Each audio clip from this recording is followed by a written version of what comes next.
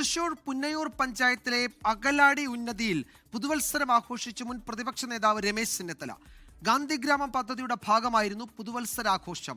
പ്രദേശവാസികളുടെ പ്രശ്നങ്ങൾ കേട്ട് പുതുവത്സര കോടി സമ്മാനിച്ച ശേഷമാണ് ചെന്നിത്തല മടങ്ങിയത്. ഈ റിപ്പോർട്ടോടെ പ്രൈം ടൈം അവസാനിക്കുന്നു. ശുഭരാത്രി. നാടെങ്ങും വലിയ പുതുവത്സര ആഘോഷങ്ങൾ നടക്കുകയാണ്. പക്ഷേ ആ ആഘോഷങ്ങളൊന്നും കടന്നു ചെല്ലാത്തൊരിടത്താണ് ഞാനുള്ളത്.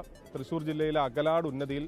അവിടെ സംബന്ധിച്ച് ഇക്കുറി അവർ വലിയ രീതിയിൽ പുതുവത്സരം ആഘോഷിക്കുന്നു. പക്ഷേ ആ ആഘോഷങ്ങൾക്ക് നേതൃത്വം കൊടുക്കുന്നത് നമ്മുടെ മുൻ പ്രതിപക്ഷ നേതാവ് കൂടിയായിട്ടുള്ള കോൺഗ്രസിന്റെ സമുന്നത നേതാവ് രമേശ് ചെന്നിത്തലയാണ്.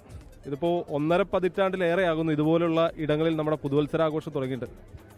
തീർച്ചയായിട്ടും ഇത് 16ാമത്തെ വർഷമാണ്. ഓരോ വർഷവും ഞങ്ങൾ ഓരോ കോളനികൾ തിരഞ്ഞെടുത്ത് അവിടെ പോയി അവരോടൊപ്പം പുതുവത്സരം ആഘോഷിക്കാനാണ് ഈ പരിപാടിയുടെ ലക്ഷ്യം. നല്ല നിലയിൽ ഈ പരിപാടി മുന്നോട്ട് പോകുന്നുണ്ട്.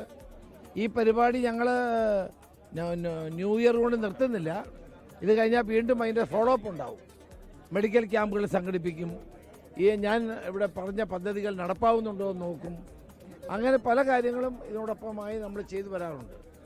അപ്പം പട്ടികജാതിക്കാരായ ആളുകൾ, പട്ടികവർഗക്കാരായ ആളുകൾ, അവരുടെ സാമൂഹ്യവും വിദ്യാഭ്യാസപരമായ പുരോഗതി ഇതെല്ലാം ഞങ്ങൾ വിലയിരുത്താറുണ്ട്. ഓരോ സ്ഥലങ്ങളിലും ഓരോ ആവശ്യമാണ്. അത്തരം ആവശ്യങ്ങളോട് നല്ലവരായ ആളുകളെ കൊണ്ട് സ്പോൺസർ ചെയ്യിക്കുക, അതോടൊപ്പം തന്നെ സാധുക്കളായ ആളുകൾക്ക് സഹായം നൽകാൻ താല്പര്യമുള്ളവരെ കണ്ടെത്തുക, ഇതെല്ലാമാണ് ഈ പദ്ധതിയുടെ ലക്ഷ്യം. ആദ്യമായിട്ടാണ് ഒരു ചെറിയൊരു അദ്ദേഹം വന്നിട്ടുള്ള ആദ്യമായിട്ടൊരു പ്രതിപക്ഷമാണ് ഇപ്പോൾ ചെയ്തിട്ടുള്ളത്.